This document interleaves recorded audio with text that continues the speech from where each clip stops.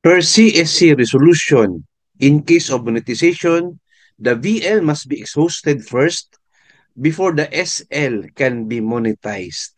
Partly correct po tayo sir regarding monetization of leave credits na unahin ang VL. Pero hindi naman totally exhausted. Sige po, explain natin at may reference tayo from civil service na guidelines. Ito na po. So may nabasa tayo na monetization of leave credits sa website ni Civil Service Commission or CSC. Entitlement to monetization. To qualify for monetization, officials and employees must meet the required number of leave credits earned as of December 31 ending year and June 30 of the current year as follows. A. For regular monetization, officials and employees must have at least 15 days vacation leave credits. Letter B. For special monetization, officials and employees must have at least more than 30 days accumulated vacation and sick leave credits.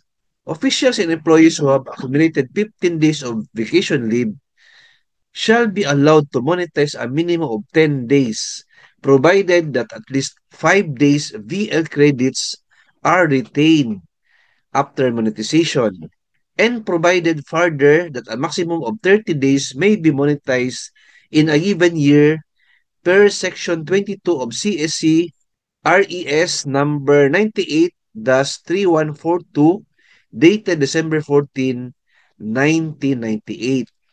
Simply said, friends, para mag-qualify po tayo sa monetization of leave credits, kailangan po ang basis niyan is yung leave credits ninyo as of December 31 of the previous year. For example, ngayon, January 2025 na tayo. Ang basis po sa leave credits po na earned ay yung sa December 31, 2024. Ayan, very clear po yan. Ngayon, kung may accumulated ka na 15 days vacation leave, so sa VL mo, meron kang 15 days na or more, you are allowed to monetize a minimum of 10 days. Provided po, yung 5 days po, i-retain po yan. So yung kanina, yung tanong ni Sir, totally exhausted daw ang VL, that is incorrect, Sir. Dapat mag-retain tayo ng 5 days VL, yung 10 days lang po ang pwede ma-monetize if in case meron kang exactly 15 days na vacation leave. Ayan. So, in a given year or within the year, ang maximum na ma-monetize mo sa leave credits is 30 days. Ayan po. So, 10 days minimum, 30 days ang maximum in a regular monetization of leave credits. Yes, friends, you heard me right. Regular monetization. Kasi po, merong special monetization, iba din yun.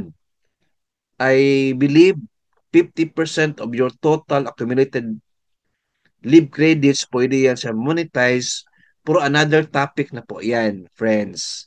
So, i-discuss natin yan sa next video if may magtanong. Alright? Hope na may natutunan tayo sa channel natin. Please like, share this video, and subscribe my YouTube channel. Thank you, God bless, and 2 thumbs up.